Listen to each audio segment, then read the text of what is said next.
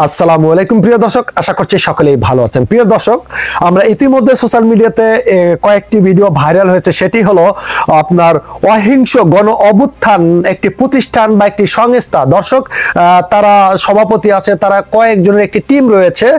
তারা বিভিন্ন জেলায় বিভিন্ন জায়গায় মিছিল মিটিং করেছেন এবং গরিব দুঃখী মানুষকে, অর্থাৎ আপনার গ্রামের যে সাধারণ মানুষ আছে তাদেরকে তারা আশ্বস্ত করেছেন এবং তাদেরকে বলা হয়েছে তাদের এই সংস্থায় অহিংস গণ অভ্যুত্থানে যোগদান করলে তাদেরকে 1 লক্ষ থেকে 5 লক্ষ টাকা ঋণ দেওয়া হবে। সে ঋণের সুদ একেবারেই কম, ধরেন হাজারে 2, 4, 5 টাকা। আমরা গ্রামীণ ব্যাংক বা যে কোনো আশা বা অন্য প্রতিষ্ঠান থেকে যদি আমরা লোন নিই, হাজারে কিন্তু 30, 35, 40, 50 টাকা সুদ দিতে হয়। কিন্তু তারা বলেছে এই অহিংস গণ অভ্যুত্থানের যে সংস্থার যে সভাপতিরা রয়েছেন তারা বলছেন তারা সুদ সামান্য পরিমাণে নেবে। তারা কোন টাকা মানুষকে, এই সাধারণ মানুষকে দেবে, সেটা হলো আপনার যে টাকাগুলো পাচার করেছে আওয়ামী লীগ সরকারের আমলে বা বিভিন্ন দুর্নীতি হয়েছে, সেই টাকাগুলো গরিব দুঃখীর মাঝে ঋণ আকারে বিতরণ করবে।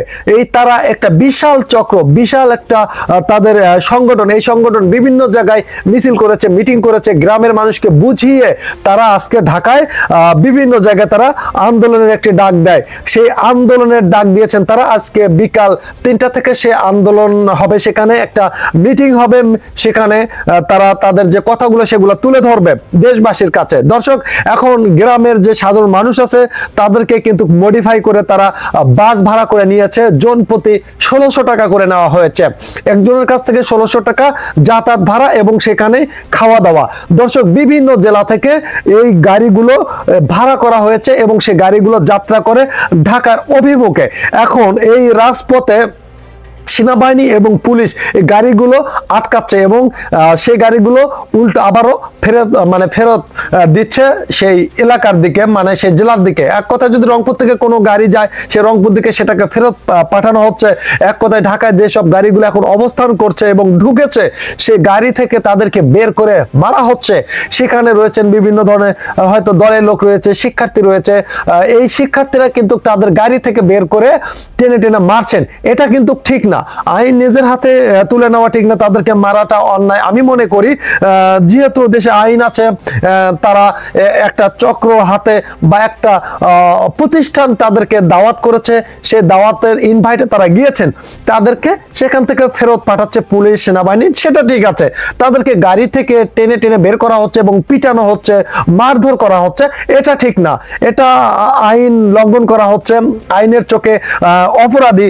কারণ একটি সংস্থা, একটি প্রতিষ্ঠান, তার বাংলাদেশ যে জমির পরিমাণ রয়েছে, খাত জমি যেগুলো নদী, তারপরে ভাঙ্গন চর এলাকা রয়েছে, এই খাত জমিগুলো গ্রামীণ মানুষকে তারা সেটা বিতরণ করে দেবে। আর যে বাংলাদেশ থেকে যে টাকাগুলো লুটপাট হয়েছে বা লুটপাট করেছে, সে টাকাগুলো সরকারের দ্বারাই টাকাগুলো কালেকশন করে বা তুলে গরিব দুঃখীর মাঝে বিতরণ করবে, এটা বলছে তারা। এখন পুলিশ এবং কিছু গণমাধ্যম তারা বলছেন যে এই গণ অভ্যুত্থান অর্থাৎ অহিংস গণ অভ্যুত্থান এই সংগঠনের নামে দুর্নীতির মামলা রয়েছে।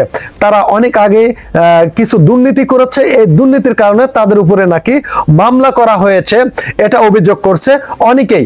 এই অভিযোগ যেহেতু তাদের নামে আছে, তারা আবারও এই টাকাগুলো হয়তো কালেকশন করে মানুষগুলোকে বুঝিয়ে বাজিয়ে ঢাকায় নিয়ে গিয়ে দেশকে অস্থিতিশীল করার চেষ্টা করছে, দেশকে আবার হুমকির মুখে ঠেলে দেওয়ার চেষ্টা করছে এই দলটি। তাই এই গাড়ি থেকে তাদেরকে টেনে টেনে বের করে গণপিটুনি দেওয়া হচ্ছে। আমরা দেখতে পাচ্ছি স্ক্রিনে মারধর করা হচ্ছে। আর সেনাবাহিনী পুলিশ অনেক গাড়ি কিন্তু সারা রাতভর ঢাকার অভিমুখে রওনা দিয়েছে, সেই গাড়িগুলোকে কিন্তু ব্যাগ দিয়েছে সেনাবাহিনী পুলিশ। আমরা দেখতে পাচ্ছি কিছু শিক্ষার্থীরা এবং বিভিন্ন দলের হয়তো সেখানে লোক রয়েছেন, তারা তাদেরকে গণপিটুনি দিচ্ছে।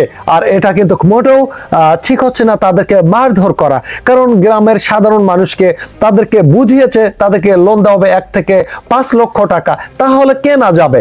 আমিও তো যাবো, আপনিও যাবেন। যেহেতু 1 থেকে 5 লক্ষ টাকা ঋণ দেবে, হাজারে যদি 5 টাকা সুদ হয়, সেক্ষেত্রে কে না নিতে চাবে?